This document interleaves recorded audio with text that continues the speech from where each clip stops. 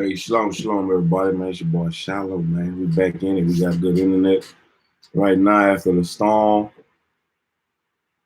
So we're gonna go ahead and get this Law 39 read. Law 39 of the 48 Laws of Power by Robert.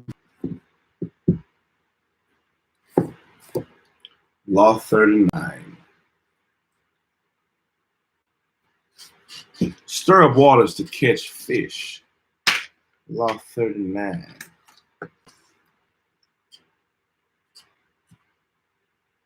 Try my shit together. Judgment. Anger and emotion is strategically counterproductive. You must always stay calm and objective.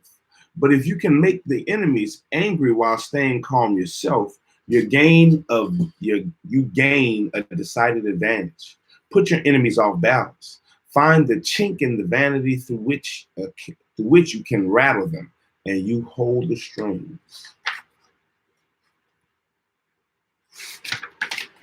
Oh wait, we're gonna see. We're going to see transgression of the law. Transgression of the law.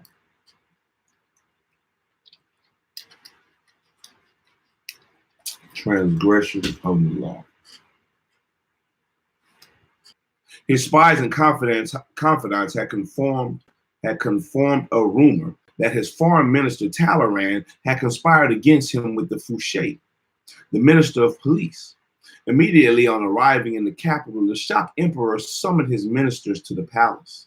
Following them into the meeting right after the arrival, he began pacing up and down and started rambling vaguely about plotters working against him, speculators bringing down the stock market, legislators delaying his policies, and his own ministers undermining him. As Napoleon talked, Talleyrand leaned on the mantelpiece, looking completely indifferent. Facing Talleyrand directly, Napoleon announced, for these ministers, treason has begun when they permit themselves to doubt. At the word treason, the ruler expected his ministers to be afraid, but Talleyrand only smiled, calm on board. As Napoleon, the sight of a subordinate apparently serene in the face of charges that could get him hanged pushed Napoleon to the edge. There were ministers, he said, who want him dead, and he took it a step closer to Talleyrand, who stared back at him unfazed. Finally, Napoleon exploded. You are a coward, he screamed in Talleyrand's face, a man of no faith. Nothing is sacred to you. You would sell your own father. I have showered you with riches, and yet there is nothing you would not do to hurt me. The other ministers looked at each other in disbelief. They had never seen this fearless general, the conqueror of most of Europe, so unhinged. You deserve to be broken like glass, Napoleon continued, stamping. I have the power to do it, but I have too much contempt for you to bother. Why don't I have you hanged from the gates of the Tuileries? But there is still time for that. Yelling almost out of breath, his face red, his eyes bulging, he went on. You, by the way, are nothing but shit in a silk stocking. You are nothing but shit in a silk stocking.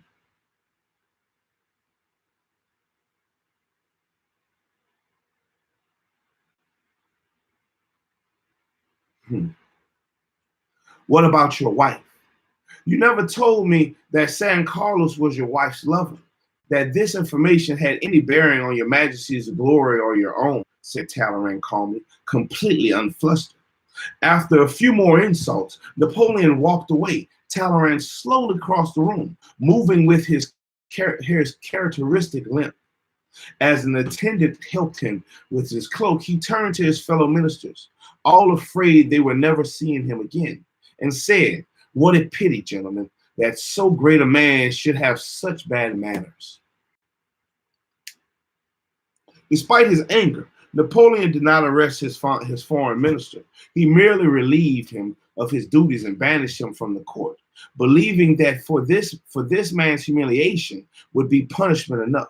He did not realize that the word he had quickly spread of his tirade, of how the emperor had completely lost control of himself, and how Talleyrand had essentially humiliated him by maintaining his composure and dignity. A page had been turned. For the first time, people had seen the great emperor lose his cool under fire. A feeling spread that he was on his way down, as Talleyrand later said. This is the beginning of the end. Interpretation. This was indeed the beginning of the end. Waterloo was still 6 years ahead, but Napoleon was on a slow descent to defeat, crystallizing in 1812 with a disastrous invasion of Russia. Talleyrand was the first to see the signs of his decline, especially in the irrational war with Spain. Sometime in 1808, the minister decided that for the future peace of Europe, Napoleon had to go, and so he inspired with Fouché. It is possible that the conspiracy was never anything more than a ploy, a device to push Napoleon over the edge. For it is hard to believe that two of the most practical men in history would only go halfway in their plotting. They may have been only stirring the waters, trying to goad Napoleon into a misstep. And indeed, what they got was a tantrum that laid out his loss of control for all to see. In fact, Napoleon's soon famous blow-up that afternoon had a profoundly negative effect on his public image. This is the problem with the anger response.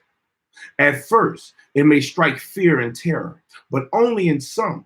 And as the days pass and the storm clears, other responses emerge: embarrassment and unease about the shouter's capacity for going out of control, and resentment of what has been said. Losing your temper, you always make unfair and extravagant accusations. A few such tirades, and people are counting the days until you're gone. In the face of a conspiracy against him, a conspiracy between his two most important ministers, Napoleon certainly had a right to feel angry and anxious. Excuse me. But by responding so angrily and so publicly, he only demonstrated his frustration. Tonight,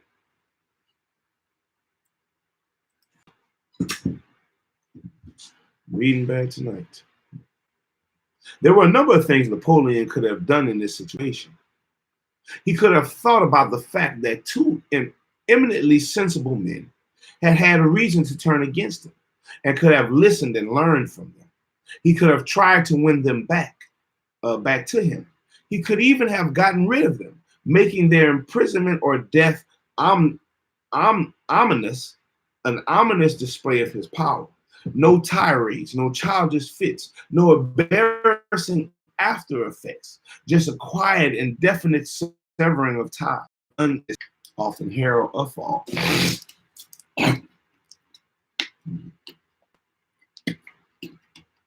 By the late 1920s, Haile Selassie had nearly achieved his goal of assuming total control over Ethiopia, a country he felt needed strong and unified leadership. As regent to the Empress Zauditu, stepdaughter of the late queen and heir to the throne, Selassie had spent several years weakening the power of Ethiopia's various warlords. Now, only one real obstacle stood in his way: the empress and her husband, Ras Guksa. Selassie plotting, he made Guksa the governor of the northern provinces of Begameter, forcing him to leave the capital where the empress lived. For several years, Guksa played a loyal ambassador. But Selassie did not trust him. He knew that Guksa and the Empress were plotting revenge. As time passed and Guksa made no move, the chances of a plot only increased. Selassie knew what he had to do: draw Guksa out, get under his skin, and push him into action before he was ready. For several years, robbing and pillaging local villages and refusing to pay taxes, Selassie had done nothing to stop them, letting them grow stronger. Finally, in 1929, he ordered Ras Guksa to lead an army against these disobedient tribesmen. Guksa agreed, but inwardly he seethed. He had no grudge against the Azubagalas, and the demand that he fight them hurt his pride. He could not disobey the order, but as he worked to put together an army, Guksa's army swelled, and some of the tribes from which its soldiers came secretly agreed to fight Selassie. In March of 1930, an enormous force of 35,000 men began to march, not on Azubagalas, but south toward the capital of Addis Ababa. Made confident by his growing strength, Guksa now openly led the holy war to depose Selassie and put the country back in the hands of true Christians.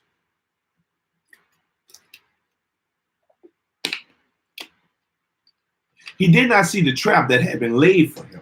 Before Selassie had ordered Guksa to fight Azubagalas, he had secured the support of the Ethiopian church, and before the revolt got underway, he had bribed several of Guksa's key allies not to show up for battle. After the rebel army marched south, airplanes flew overhead, dropping leaflets announcing that the highest church officials had recognized Selassie as the true Christian leader of Ethiopia, and that they had excommunicated Guksa for fomenting a civil war. These leaflets severely blunted the emotions behind the Holy Crusade. And as battle loomed and the support that Guksa's allies had promised him failed to show up, soldiers began to flee or defect. When the battle came, the rebel army quickly collapsed, refusing to surrender. Ras Guksa was killed in the fighting. The empress, distraught over her husband's death, died a few days later. On April 30th, Selassie issued a formal proclamation announcing his new title, Emperor of Ethiopia. Interpretation.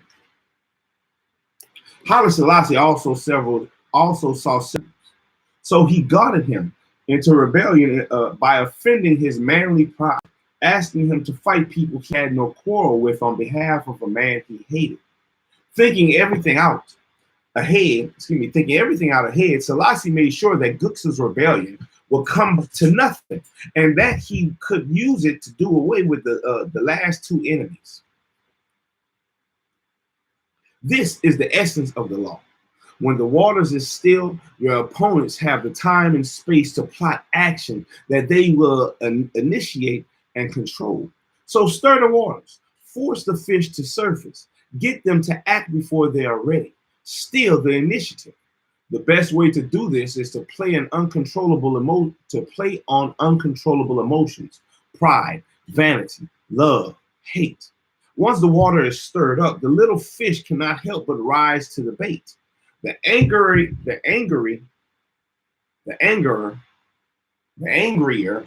they become, the less control they have. And finally, they are caught in the whirlpool you have made and they drown.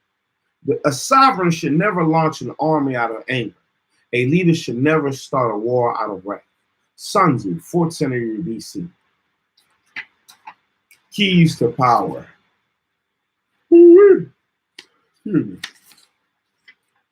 Ridiculous, for their response seems out of proportion to what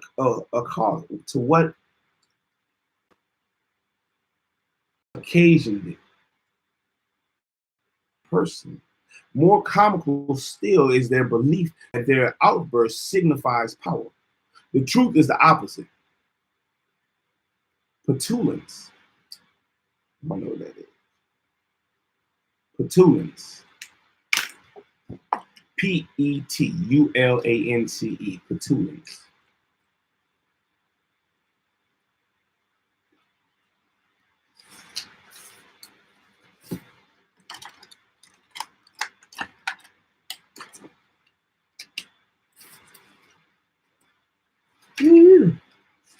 Excuse me. Excuse me.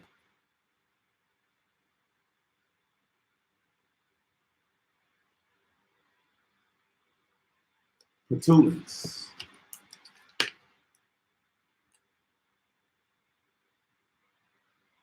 The quality or state of being petulant. Petulant, discontented, or irritable over trifles. So petulance is the state of being irritable over trifles. Irritable over trifles is not power. Petulance is not power. It is a sign of helplessness. People may temporarily be cowed by your tantrums, but in the end, they lose respect for you. They also realize they can easily undermine a person who with so little self-control. The answer, however, is not to repress your anger, not to repress our anger or emotional responses. For repression drains us of energy and pushes us into strange behaviors. Instead, we have to change our perspective. We have to realize that nothing in the social realm and in the game of power is personal. Everyone is caught up in a chain of events that long predates and predates the present moment. Our anger often stems from problems in our childhood, from the problems of our parents, which stem from their own childhood, on and on. Our anger also has roots in the many interactions with others, the accumulated disappointments and heartaches that we have suffered. And man,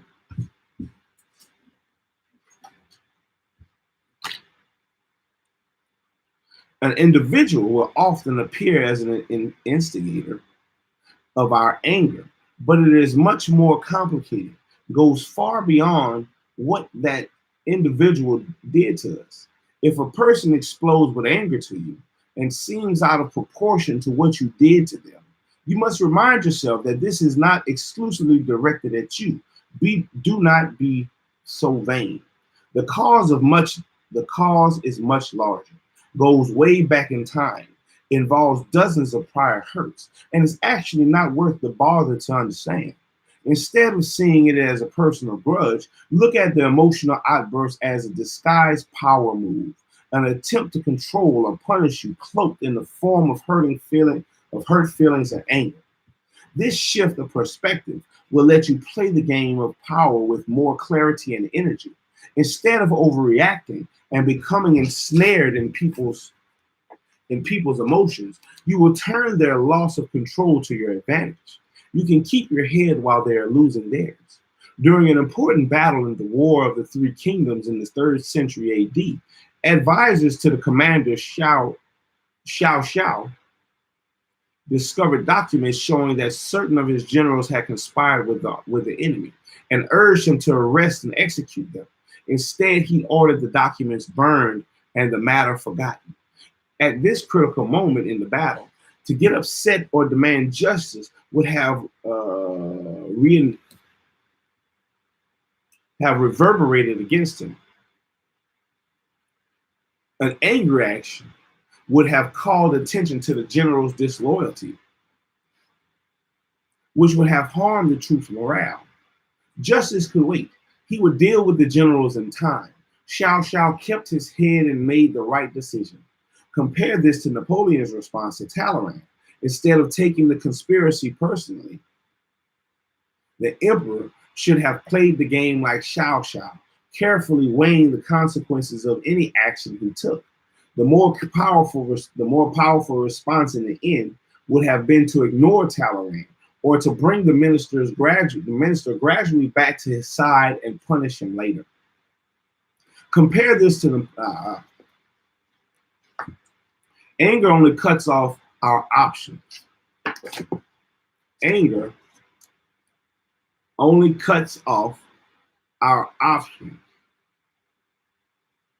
And the powerful cannot thrive without options. Once you train yourself not to take matters personally and to control your emotions' responses, you will have placed yourself in a position of tremendous power. Now you can play with the emotional responses of other people. stir the insecure into action and impugning their manhood, and by dangling the prospect of an easy victory before their faces. Do as Houdini did when challenged by the less successful escape artist Caplini. Reveal an apparent weakness. Houdini let Caplini steal the combination for a pair of his cuffs to lure your opponent into action. Then you could beat him with ease. With the arrogant to you,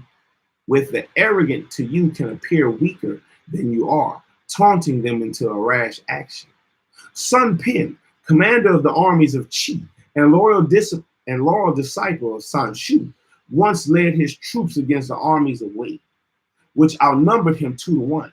Let us light 100,000 fires when our army enters Wei, suggested Sun Pen. 50,000 on the next day, and only 30,000 on the third. On the third day, the Wen general exclaimed, I knew the men of Qi were cowards. And after only 3 days, more than half of them had deserted. So leaving behind his slow-moving heavy infantry, the general decided to seize the moment and move swiftly on the Qi camp with a lightly armored force. Sun Pen's troops retreated, luring Wei's army into the narrow passes, where they ambushed and destroyed them. With the Wei generals dead and his forces disseminated, Sun Pen now easily defeated the rest of the army. In the face of a hot-headed enemy, finally, an excellent response is no response. Follow the Talleyrand tactic. Nothing is as infuriating as a man who keeps his cool while others are losing theirs. If it will work to your advantage to unsettle people, after the Aristotic bored poise, neither mocking nor triumphant, but simply indifferent. This will light their fuse. When they embarrass themselves with a temper tantrum, you will have gained several victories. One of these being that the face of their childishness, you have maintained your dignity and composure. Image: the pond of fish. The waters are clear and calm, and the fish are well below the surface. Stir the waters and they emerge. Stir it some more and they get angry, rising to the surface, biting whatever comes near, including the freshly baited hook.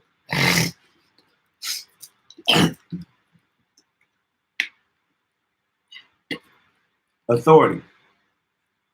If your opponent is a hot temper,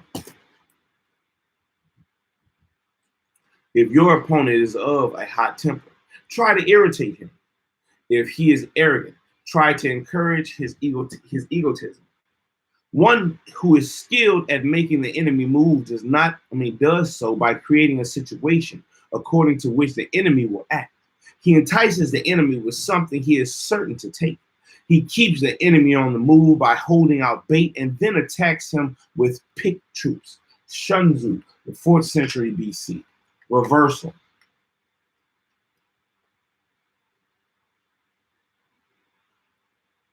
When playing with people's emotions. Woo-wee. Oh, man. Reversal, my bad. Reversal. When playing with people's emotions, you have to be careful. Study the enemies beforehand. Some fish are best left at the bottom of the pond.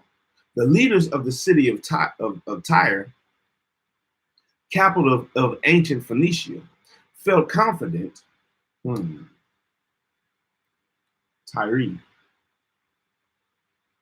The city of Tyre, capital of ancient Phoenicia, felt confident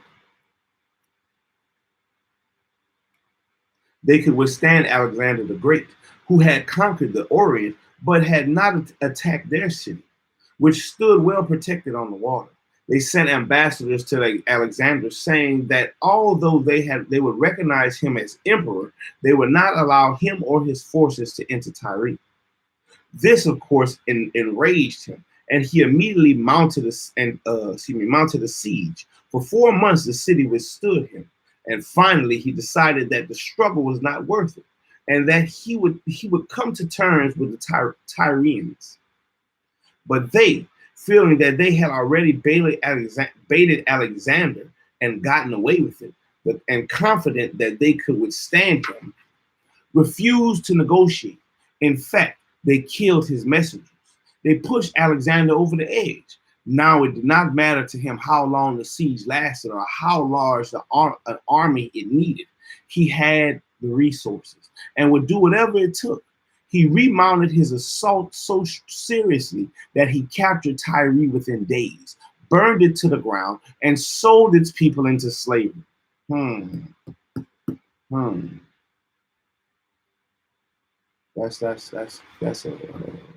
some good info right there about Alexander. This pushed Alexander to the edge. He captured Tyre within days, burned it to the ground, and sold its people into slavery. This pushed Alexander over the edge. Now it did not matter to him how long the siege lasted or how large the army he needed. He had the resources and would do whatever it took. He remounted his assault so strenuously that he captured Tyre within days, burned it to the ground, and sold his people into slavery. You can bait the powerful and get them to commit and divide their forces as Sun Pen did, but test the waters first. Find the gap in their strengths. If there is no gap, if they are impossibly strong, you have nothing to gain and everything to lose by provoking them. Choose carefully whom you bait and never stir up the sharks. Finally, there are times when a well-timed burst of anger can do you good, but your anger must be manufactured and under your control. Then you can determine exactly how and on whom it will fall. Never stir up reactions that will work against you in the long run. And use your thunderbolts rarely to make them the more intimidating and meaningful. Whether purposely staged or not, if your outburst comes too often, they will lose their power. That was Law 39. Stir up the waters to catch fish. Judgment. Anger and emotion are strategically counterproductive. You must always stay calm and objective. But if you can make your enemies angry while staying calm yourself, you gain a decided advantage. Put your enemies off balance. Find the chink in their vanity through which you can rattle them, and you hold the strings. That's Law 39. Tomorrow, as long as the internet hold up, as long as we don't have no power outages or nothing like that down here, then we're gonna come back and read Law 40. Law 40, despise the free lunch. Despise the free lunch. What is offered, judgment, what is offered for free is dangerous. It usually involves either a trick or a hidden obligation. What has worth is worth paying for. By paying your own way, you stay clear of gratitude, guilt, and deceit.